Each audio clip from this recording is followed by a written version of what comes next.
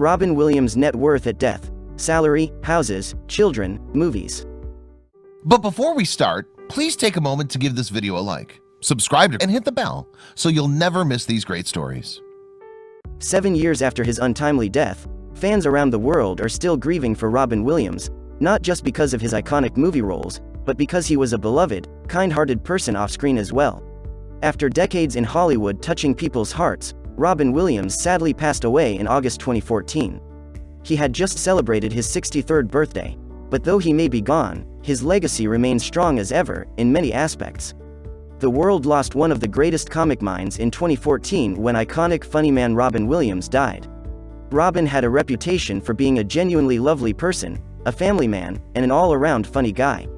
Born in 1951 in Chicago, Williams would embark on a career that made him one of the most appreciated actors of all time. But during his childhood, few could have imagined that the shy and quiet boy would go on to charm the entire world and make millions of dollars in the process. But perhaps there were minor signs that Robin was something special when he was given an early chance to develop his humor. The reason for this? His mother, Laurie. In an interview from 2011, Robin revealed that his mother was a vital influence on his humor. He always tried to make her laugh to get her attention. In 1969, Robin graduated from high school and was voted most likely not to succeed and funniest by his classmates. After high school, he decided to study political science at Claremont Men's College in California, but that didn't turn out to be his cup of tea. Instead, he dropped out to follow his dreams. Robin wanted to be an actor. After studying theater for 3 years at a community college, Robin got a full scholarship to the Juilliard School in New York, regarded as one of the world's best schools if you want to pursue a career in music, dance, or drama. It soon became apparent to Robin's classmates and all the teachers that he was something extraordinary. He became famous for his improvisational skills. According to one of the drama professors, James Dunn, he had never seen a talent like the young man with his larger-than-life personality. I first knew he was more talented than the other kids when he played Fagin in Oliver. We were having light board issues and by midnight had only made it through half the musical. At one point he started talking to a baton he was carrying, and the baton talked back. It cut the tension and he had people laughing in hysterics. I remember calling my wife at 2 a.m. and telling her that this young man was going to be something special, Dunn told the Marin Independent Journal in 2014. But despite all the praise and cheerful words, Robin had a hard time getting a job as an actor after leaving Juilliard School. So in the mid-1970s, he moved back to his San Francisco home and became involved in stand-up, something he discovered after entering a church.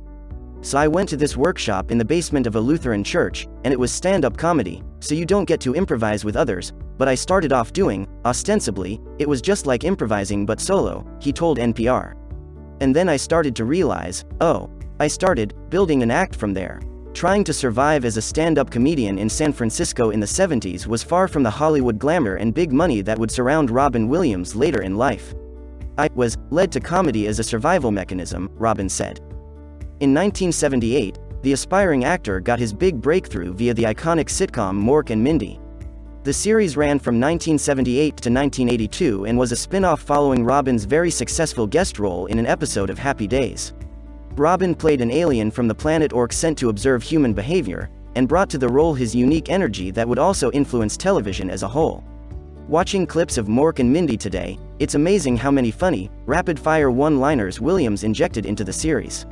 With his ability to change his voice and attitude so smoothly, it's hard not to love his character. I don't know if it needs to be said, but the sitcom was a huge hit from the start. For Robin, the series also gave a nice boost to his account. The deal with the production team gave him $3 million. According to a report from Daily News in 1979, Robin was getting $6,000 a week at the beginning of Mork and Mindy. That changed to $75,000 a week when series was at its peak. Celebrity Net Worth claims that Robin earned around $35,000 per episode, translating to about $130,000 an episode in today's money. After Mork and Mindy, Williams moved on to doing movies. His outstanding performances in Good Morning Vietnam and Dead Poets Society skyrocketed him to the top shelf of Hollywood. He suddenly became hot property, and as a result was booked throughout the 90s.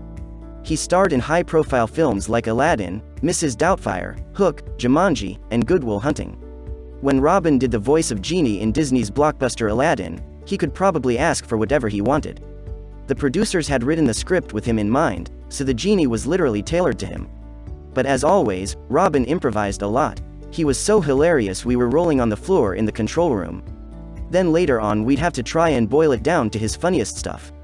Which was hard, because Robin would just get to the point of a character, and then he'd just zing around something, and someone else.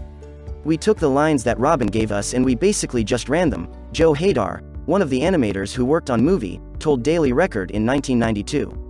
Robin decided to accept a mere $75,000 for his part in the Aladdin movie. That was far from what he could have earned, but his main object was to leave something wonderful behind for his kids, he said. According to Robin, he didn't want anything to do with merchandising surrounding the movie. He didn't want to sell things and didn't want to be in more than a quarter of the film. Sadly, Disney didn't respect his wishes, which led to Robin refusing to work with the company for many years. Not only did they use my voice, they took a character I did and overdubbed it to sell stuff. That was the one thing I said, I don't do that. That was the one thing where they crossed the line, the actor explained on the Today Show. All told, Disney's Aladdin would gross $500 million worldwide box office. One of Williams's career highlights came in 1997, when he was awarded an Oscar for his role as Dr. Sean Maguire in Good Will Hunting. Of course, that award only increased Robin Williams's value. 2 years after his Oscar win, Robin got his highest salary ever for a film when he was paid $20 million for starring as the robotic Andrew in Bicentennial Man. To Robin Williams's anger, however, Walt Disney Studios decided to cut the budget by approximately $20 million. The company also spent less money on marketing than they had initially planned. As a result, the film flopped when it premiered on Christmas Day of 1999. Once again, Robin fell out with Disney. During all his years in the entertainment industry, Williams managed to amass a considerable fortune. According to Celebrity Net Worth, his movies grossed about $5.1 billion worldwide. Despite this, things didn't look as bright towards the end of his life, and he faced some financial problems. He partly blamed his economic decline on 2 costly divorces. Robin divorced his first wife in 1988 and separated from his second wife, Marcia Garces, in 2008. It's said that the award-winning actor paid out $30 million in total to his 2 ex-wives. When Parade asked the actor if he had lost all of his money in divorces, Robin explained, "Well, not all. Lost enough. Divorce is expensive. I used to joke they were going to call it all the money, but they changed it to alimony. It's ripping your heart out through your wallet. Are things good with my exes? Yes. But do I need that lifestyle? No," he told the newspaper in 2014. Speaking with the same newspaper, Robin revealed that he decided to star in the sitcom The Crazy Ones because he needed a steady job, and because there are bills to pay. "My life has downsized, in a good way. I'm selling the ranch up in Napa. I just can't afford it anymore," Williams said back in 2014. The ranch Robin referred to was his 650-acre Napa Valley estate in the Mayacamas Mountains, sometimes called the Villa of Smiles.